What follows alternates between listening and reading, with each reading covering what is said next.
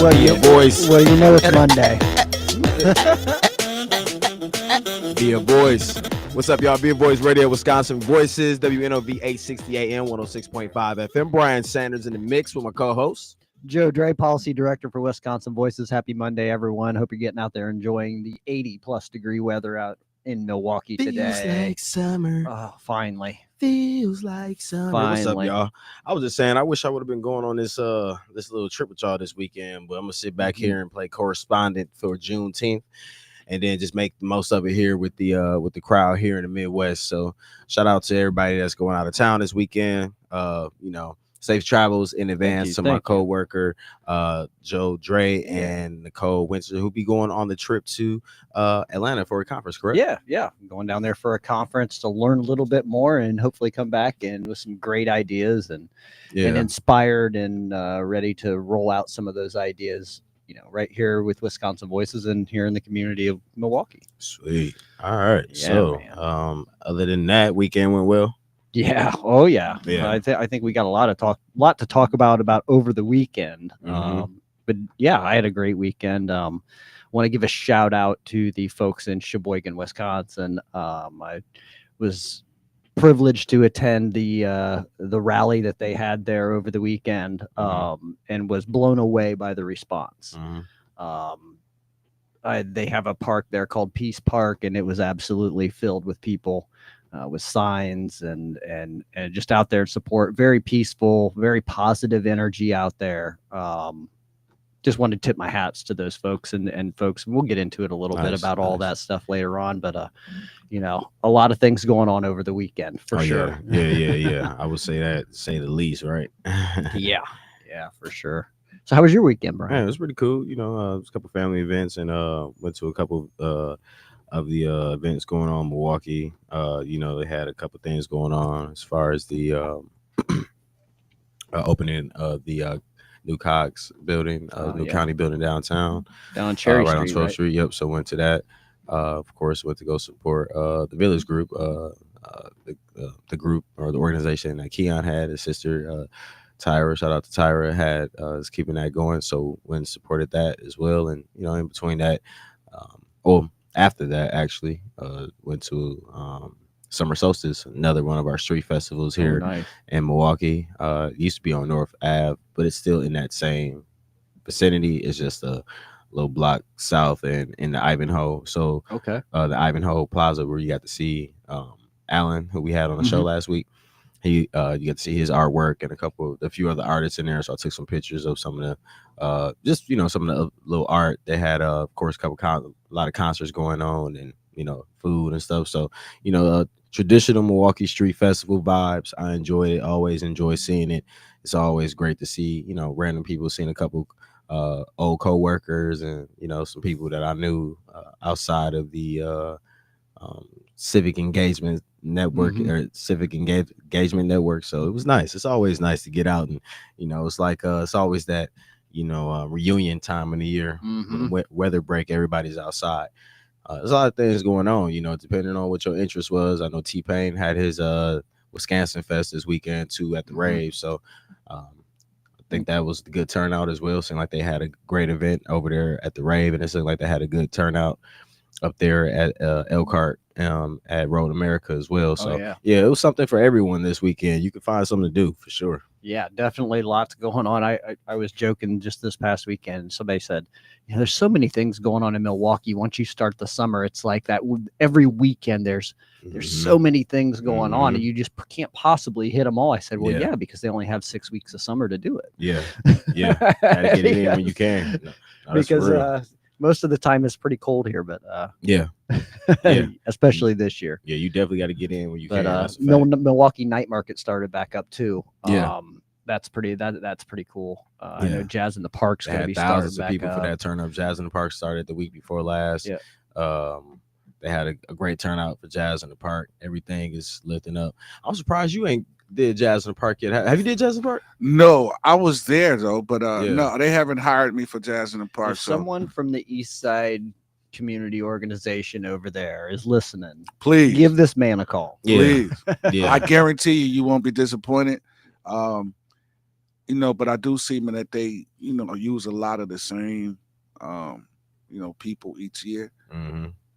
But one of my friends is playing this week, Christopher Project. Yeah. I think he's on this week. Unfortunately, I won't get a chance to check him out because of Juneteenth and everything else is going on. So, but yeah. Hold up. They gonna run. Wait, is that going on this weekend too? With that, so we got because last week they didn't have. Yeah, they Jazz have in it. the So Park. this weekend, this week is Jazz in the this Park. week it's gonna be Jazz in the Park, Juneteenth. It's gonna be crazy. And Summerfest going on at one time. Traffic is going to be gridlock. Woo. Yeah, traffic's gonna be gridlock.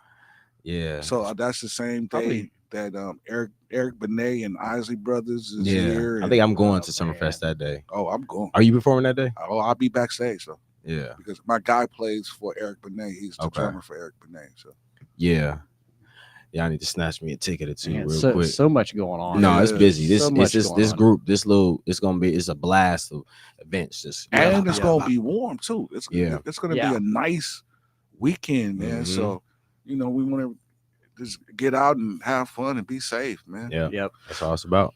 Yep, absolutely. All right. Are we going to get things kicked off today? Yeah, let's go ahead and do it. All right. Well, we're going to do our Monday policy and legislative updates. I wanted to start out with the city today. The Redevelopment Authority of the City of Milwaukee has a special meeting scheduled for Thursday, June 19th. That's this Thursday at 1:30 p.m. These meetings are hybrid, allowing for both in-person and virtual participation. And you can join the meeting via Microsoft Teams or by phone using the provided details. And for more information, you can check out the City of Milwaukee website. They have all the links on there. But yeah, we always talk a lot about redevelopment and development and economic development and spawning new business. So this is definitely the folks you want to tune into for that right here in the city. As far as the state goes, there's only really one big issue hanging out there this week, and that is the continuation of the state budget. The Joint Committee on Finance is set to meet tomorrow at 1 p.m. Also, the Department of Military Affairs is requesting a supplement of $2 million GPR in finance year 24 and 25 for the committee's appropriation to the department grant program for public safety and communication systems as well. So something else to check out. Definitely lots going on with the budget. So if you want to check out things with the state and where that goes, I would say with the city, definitely go on the city's website. There's different logins and links there that you can get to watch committee meetings and watch common council meetings, or the local municipality and where you live. So if you live up in Glendale, you'll want to look up the City of Glendale's website. And then as far as state goes, we always encourage folks to look at WISEY, WISEYE.org. They're a nonprofit free service that provides you the ability to go on and watch these committee meetings live. You can watch state Senate and state representative floor debates, and then you can also go back and watch them. So if you're at work or you miss out, you can always go back and check them out and see what you missed and stay up to date, because that's one thing that we say over and over and over again is we want folks to stay informed. We want you to stay up to date on what's happening. So federally, as far as the House of Representatives is concerned, they're looking at the $9.4 billion spending cut package. On June 12th, the House narrowly passed a $9.4 billion package under the DOGE cuts initiative, targeting over $8 billion in foreign aid and $1.1 billion from public broadcasting networks like NPR and PBS. The bill now moved to the Senate, where its future is uncertain due to concerns over cuts affecting local broadcasters and global health programs. Also, in the House, they're going to be talking about the HALT Fentanyl Act. The House passed the HALT Fentanyl Act with a 321 to 104 vote, aiming to permanently classify fentanyl as a Schedule 1 controlled substance. The bill now heads to President Donald Trump's desk.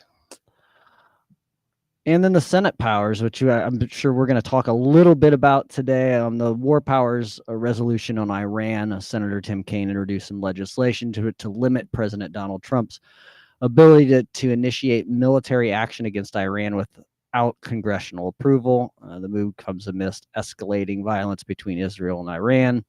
The war powers resolution, according to the U.S. law, must receive prompt consideration in the Senate, ensuring Kaine's proposal will be addressed immediately.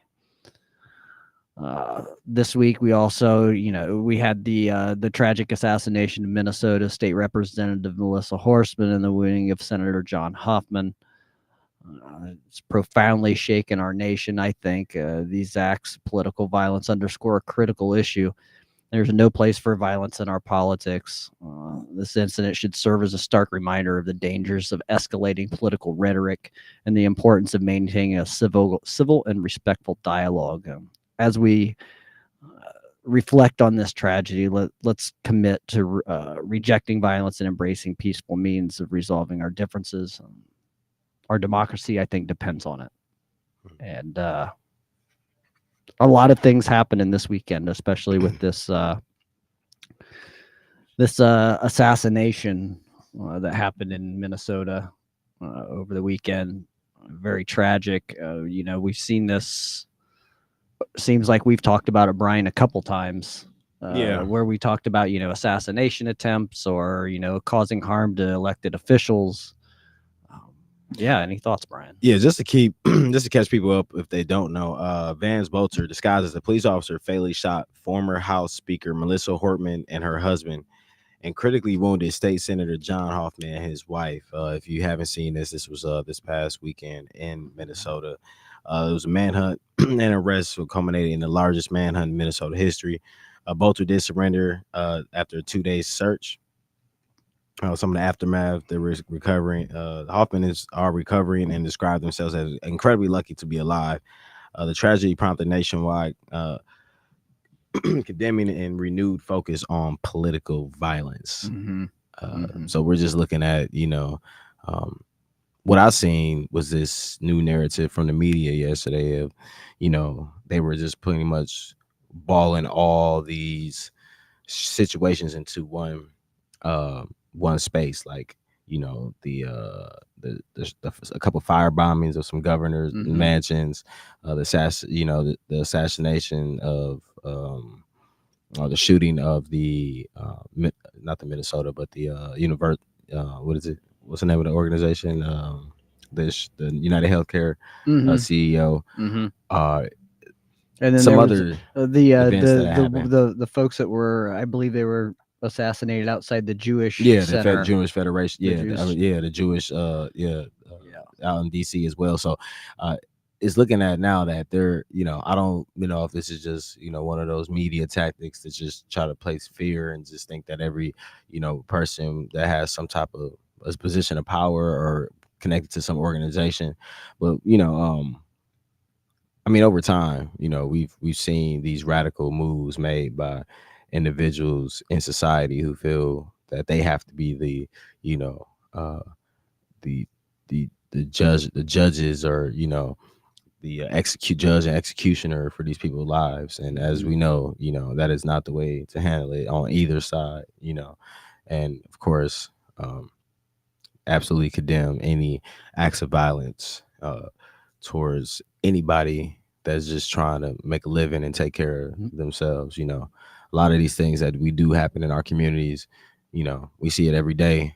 I see it every day in my own community, small acts of violence that could have just been talked out, but it's because of lack of emotion, lack of emotional control and, whatever else that may be in the mix. Some people just, tend to take it way further, and we already know we've seen it in many forms over the years, in my lifetime, your lifetime, and of course it's looking at our parents, your parents, my grandparents, every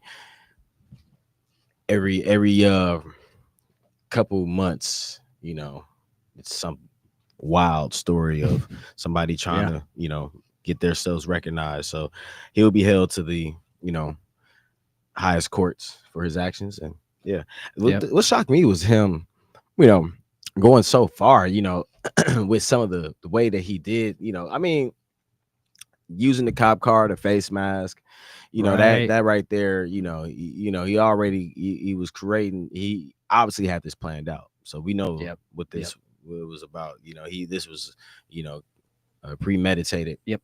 All the way through. Yeah, I think that the evidence kind of points to that, Brian, and then, you know, we ask, what damage is this having on us as a nation? You know, when we see these leaders or elected officials being targeted. For me, democracy relies on the ability of people to run for office.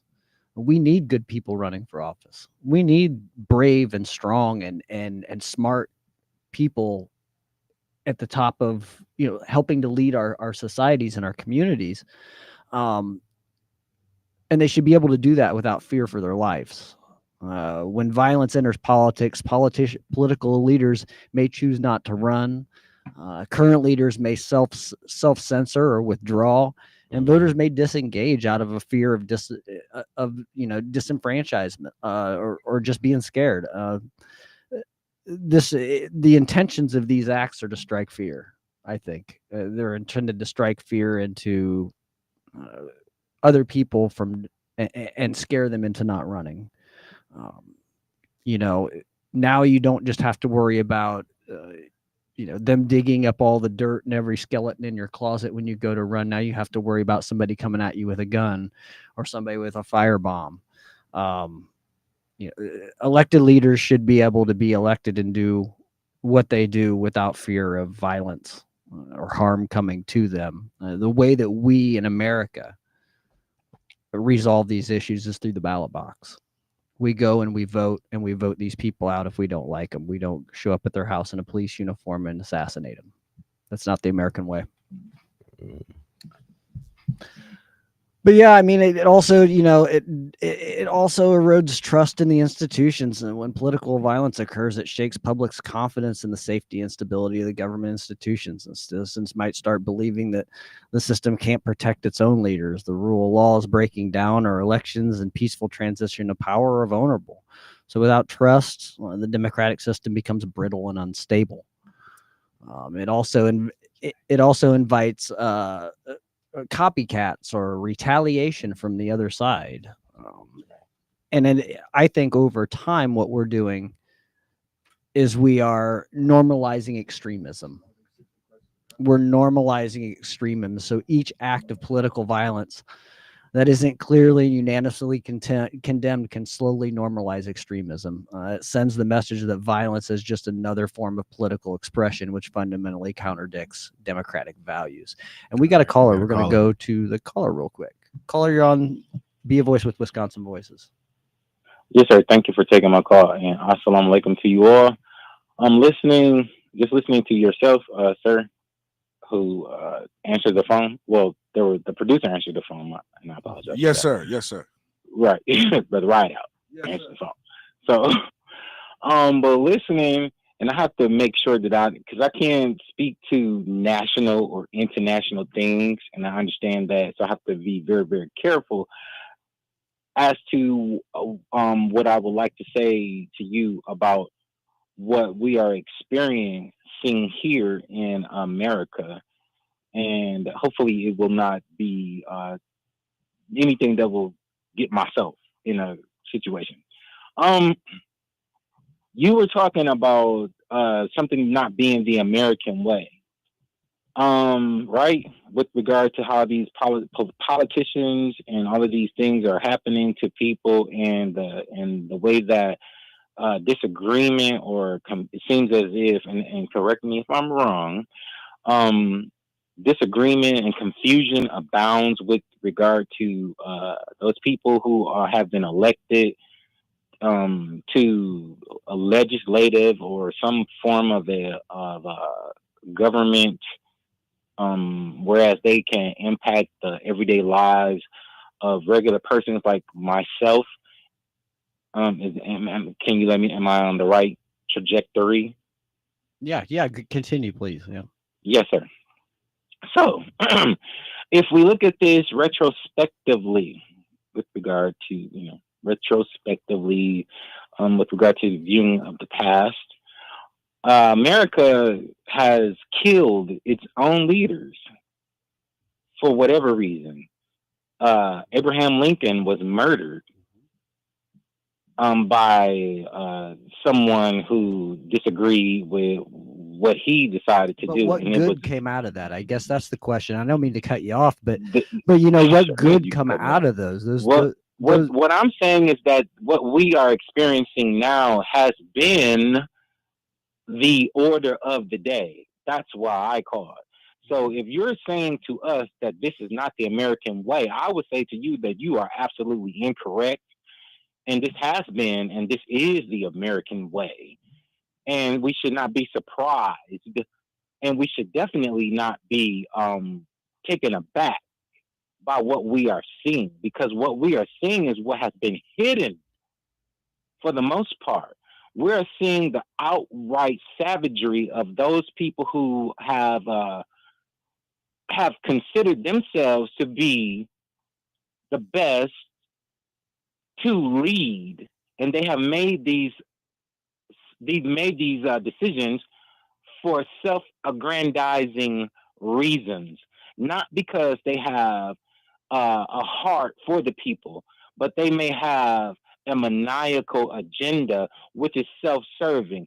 So again, I would say to you, sir, that this has been the American way, and it is the American way. And the only thing that we can really argue about is that those things that were written of, we are actually witnessing them in real time, if that makes sense to you. Yeah, I mean, I hear what you're Thank saying. you for taking my call. Absolutely, and I hear what you're saying. I mean, uh, I disagree with a lot of politicians and the way they do things and the way they handle things. I'm not going to name them on air and blast them, but I'm going to say that there are some that I don't agree with. It doesn't mean that someone has a right to go and kill them and take their life. It doesn't. And just because it has happened in our past doesn't necessarily mean that it's okay now, because nothing good came out of JFK's assassination. Nothing good came out of Abraham Lincoln's assassination. Nothing good. It was the end of a life and the end of a leader, and it hurt the nation, and the nation took years to recover. This is Be a Voice with Wisconsin Voices on 860 AM, 106.5 FM. We'll be right back.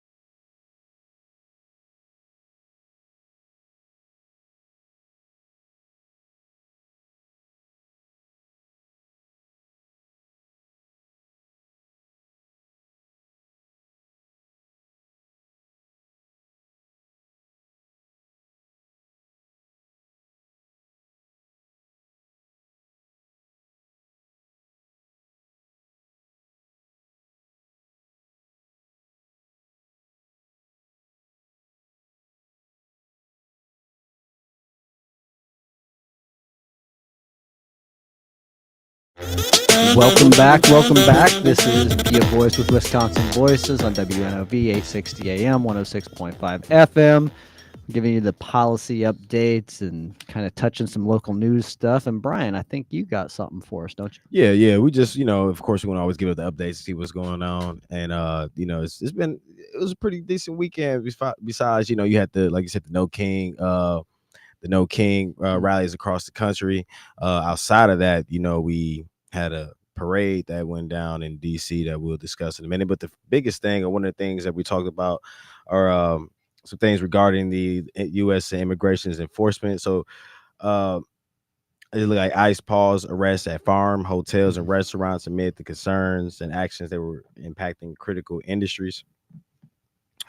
It looks like some of the comments that were made this past weekend, you were starting to see a little, heart in some of the. I mean, Hoffman, at first he mentioned, he referenced to one person as a father, and then I guess he called himself and said illegal immigrant. So everybody had caught that. So they're showing some care, a little bit. Oh, Brian, are you saying people have hearts? I think they're trying to show that they have a little heart, a little bit. So, but we know, we can definitely shout out our Latino workers that we've seen, not just Latino workers, but different African workers and different groups of all types that work in service industries when they're just getting here. We've seen it. We go on trips and go out of town in certain places. It's not that you don't see. I see them working right alongside different groups of Americans in these service industries. It's not just it's just not just the immigrants that are affected by all this. You got workers who have built relationships, American citizens who have built relationships with people in these spaces as well that are losing. Not only that might have been the best coworker that they had, that they cutting off. So some of these places, I don't know where they're getting their numbers, but it must be somewhere between the farming industry and I can see maybe some of the. I did see it looked like a lot of the items on certain shelves across the country seemed like they were slow getting to the shelves now because of all the the ice work. But yeah, I mean, you can find, I think you can find immigrants in just about every industry in the nation. Yeah. Back in my hometown, there's a local industry there. It's the biggest one in my hometown. And I would say probably 80% of their workforce is made up of immigrants. Yeah. Mostly from Honduras and Guatemala. When they first started coming to work in my hometown, you would see many of them, and the factory is actually outside of town. So you would see them walking out of town, back and forth, in and out of town, on foot all the time, carrying their lunch pails, 6 o'clock in the morning, walking to work. It took about a year, and them guys weren't walking anymore. They were driving. Yeah. They're driving their new cars after they paid more taxes than U.S. citizens did to work there. It goes to show you that immigrants work their tails off. Yeah. And I'm telling you what, these guys worked 7 days a week, all but two weeks out of the month. They took a Sunday off every other Sunday, and they go down to the park, and they have like a picnic and a basketball game, and they volleyball courts, and kind of pretty much take over the park, which is kind of cool.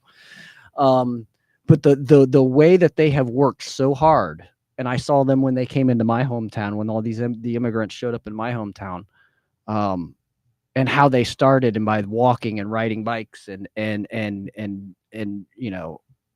just really through the rain and the snow and the ice, and it didn't matter, to now you see them driving nicer cars than I have, and able to provide and buy homes, and pay taxes, and be part of society, and great members of society. Yeah, it's a heartwarming thing to see and witness firsthand. But we've got a caller. Caller, you're on with Be a Voice with Wisconsin Voices. Good morning. I I do have to say that the previous caller who discussed or spoke on what is actually the American way was spot on. I think he's speaking overall of things like the Second Amendment uh, of this nation, being that every individual has a right to bear arms, which are very different today than muskets at the time of the writing of that law. How also how we're allowed to carry large amounts of deficit and debt because we're a military power, and the many assassinations in this country, and that violence has been the American way. Manifest Destiny was violence and a Holocaust against the people who welcomed all of us here. So when I hear people talking about illegal immigrants, if you're not a Apache, a Cherokee, or a Choctaw, you did not come here the right way. That's right. And violence is what has protected that evil effort, and repentance does have to occur. This country, by violence, brought people, mostly teenagers, through human trafficking in a very violent way at the bottom of ships. So yes, violence has been the American way, and in anything you cannot correct it until you admit it. The previous host from 9 to 11 talked about how there are more guns in this country than people. Yep. So to say that specific thing of certain people shouldn't be shot, politicians, is what Malcolm X sir called the chickens coming home to roost. All the great leaders who we lost is an example, it's a microcosm of what this country was founded on: violence and a Holocaust, 2 Holocausts. So there is a whole lot of repenting this country has to do, and I don't think we took a huge step backwards in November. Actually, to speak to this point, I don't know if you guys heard Marjorie Taylor Greene talking about how the Republican Party winning the election affords them power to throw United States senators to the ground when they're trying to ask questions. And so that we're going in a backward direction, as they had spoken of ever since President Obama was elected, going backward, because they saw the progress and they saw the togetherness which would elect a black man to that highest office in this nation. And there are people who support, who scream and wrap themselves in the flag and talk about everybody else hating America when they embrace the flag of the only sovereign nation that attacked America and tried to take it over. And January 6th was an example that the South won the peace even after the North won the war. And that is the American way: violence and tyranny. And that has to be corrected. I do agree with you. It's got to be corrected. I do agree with you there. Not saying that nothing came good. Nothing came good from people actually abusing the people who welcomed them to this country, to the point where do you see a lot of Native Americans, Apaches, and Cherokee and Navajo? Because as Malcolm X said many years ago, they wiped them out. They killed all of them. Yep. And so to say that that's not the American way, I hope that you can say, yeah, you stand corrected on that one, because violence has been the American way, and only those of us who are here today can start that process that Dr. King and Malcolm X and Medgar Evers gave their lives for, and that even Bernie Sanders, who you see footage of when he was a young man, was beaten for, that those police on January 6th were pepper sprayed and beat with baseball bats by making Confederacy illegal in this nation, just like Nazism is in Germany. Okay. God bless y'all. Thank you. Thank you for that comment. And I guess maybe I should clarify. I mean, I'm not saying that historically this hasn't been the way. I'm saying this isn't the way we should move forward. I'm saying that politically, this is not the way to get things done. This isn't how we should be acting as a society, is that we go out and we shoot the politicians that we don't like. That is not the American way. When we don't like someone, we don't just pull up and shoot them. Yeah. We talk and we have a dialogue and we have a discussion. And if we disagree, we disagree and we move on and we find other ways to fight that. But we don't resort to violence. that isn't the way we should be as a society. Gotta fight the power the right way. We got another caller on the line. Caller, you're on the Air, Be It Voice Radio, Wisconsin Voices. The young man that was on before me stole my thunder because you keep throwing this word around, immigrant. Everybody who is not American Indian here is an immigrant. Hello? Yeah, Yeah, we're here. We'll let you finish your thought. Yeah. You're identifying people from South America, Mexico, etc., but you're not talking about the Caucasians who came here from Europe and other places. They're immigrants also.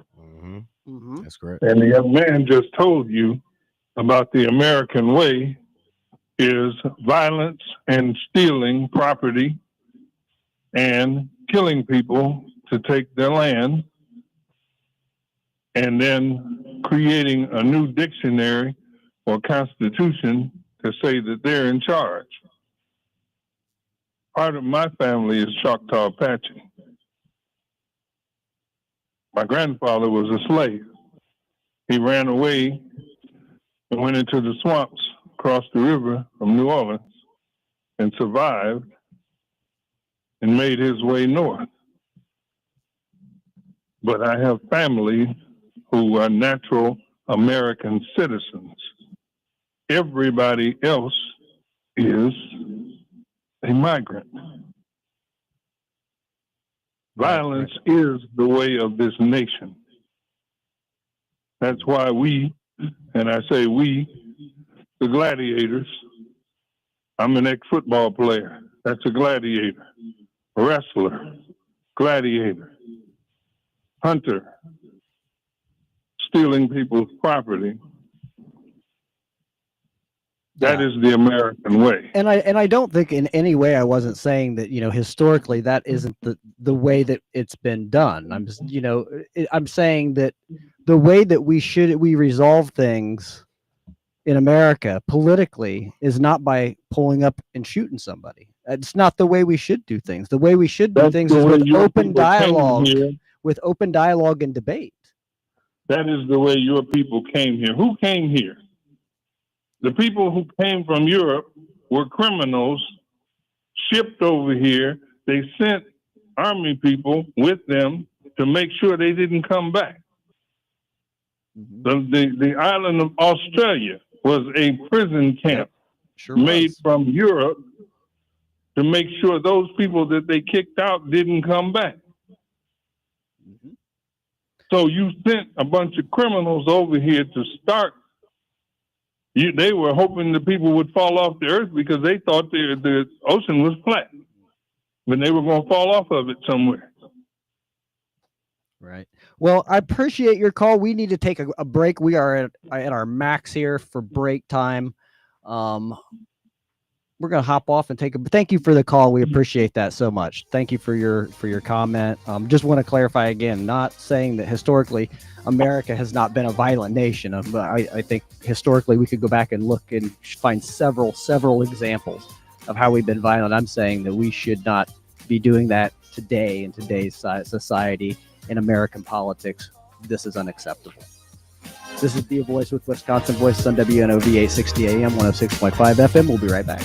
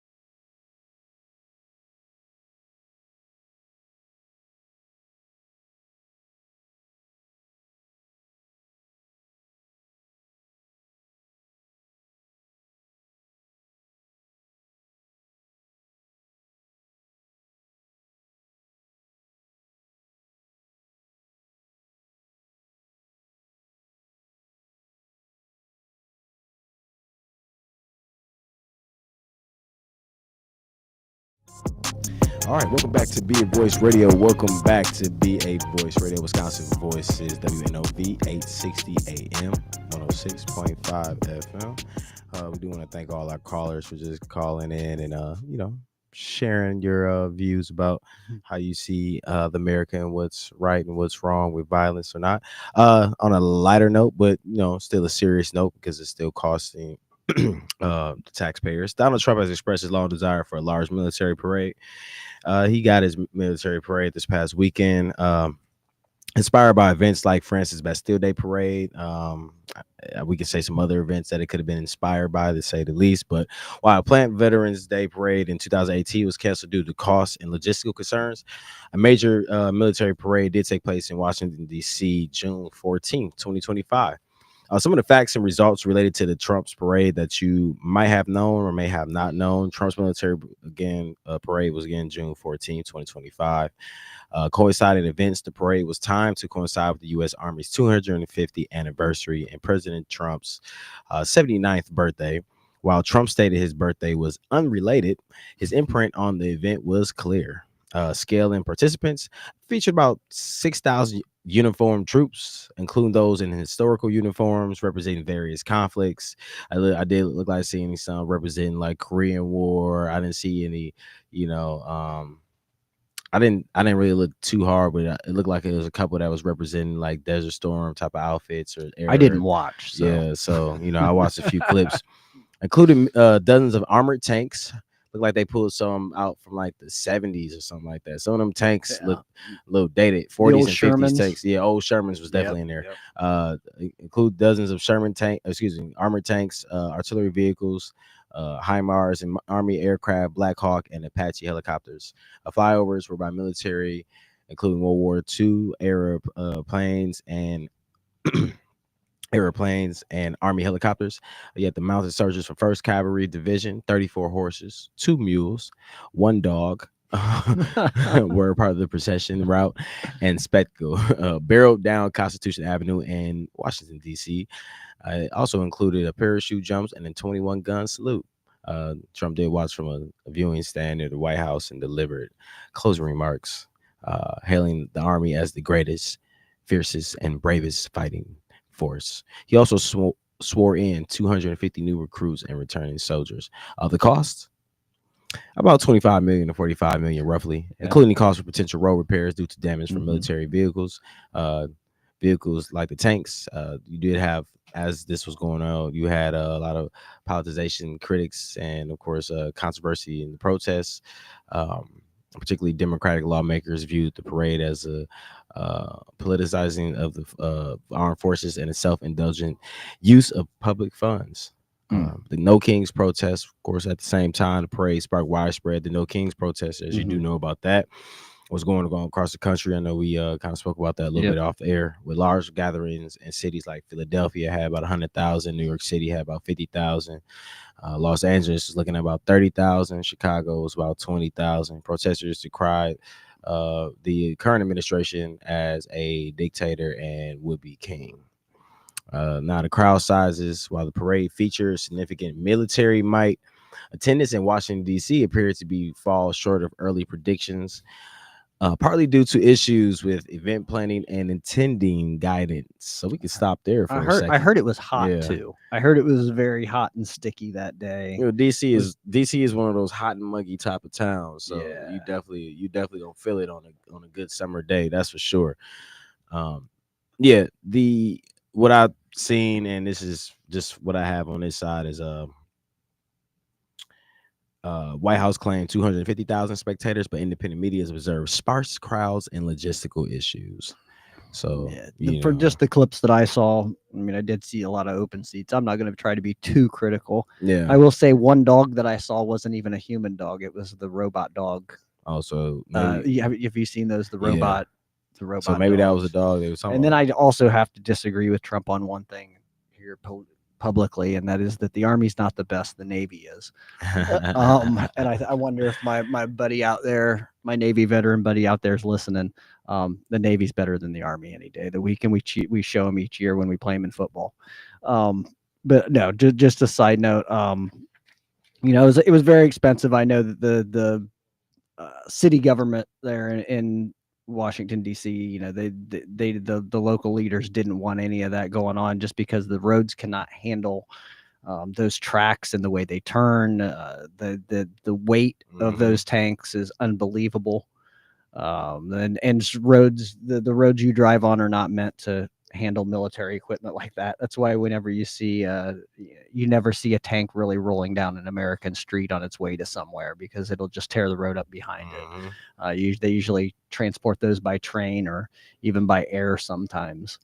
But yeah, you know, a lot of hurt a lot on both sides. You know, people there supporting the army, and I can understand that.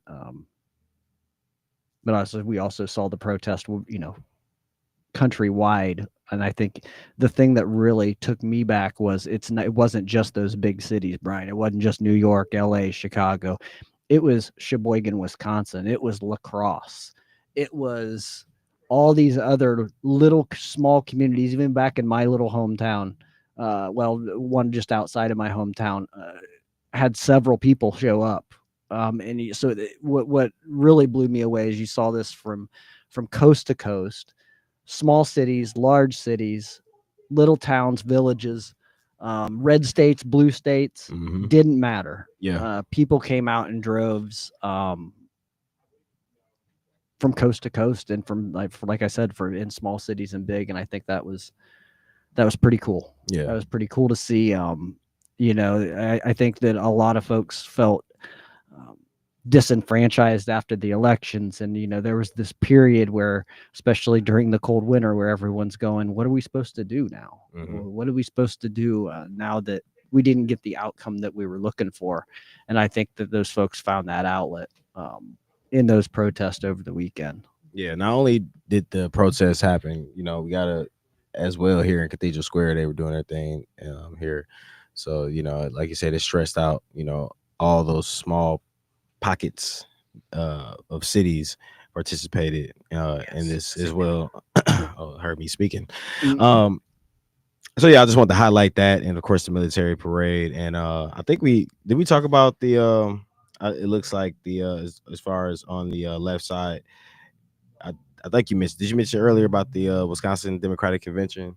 I think I did last week, or it was the last week or the week before. I just gave it the updates, and the only reason I gave that, I gave them both. I gave the Republican and announced that those were coming up. I know they had theirs. I think was it last week or the week before. Yep, the delegates met in Wisconsin Dells, including with the election of Devin Remiker. Is it Remiker as the new Wisconsin Democratic Party chair by a ranked choice voting. So that was this past weekend here in the Dells. Wow. Yeah. So yeah.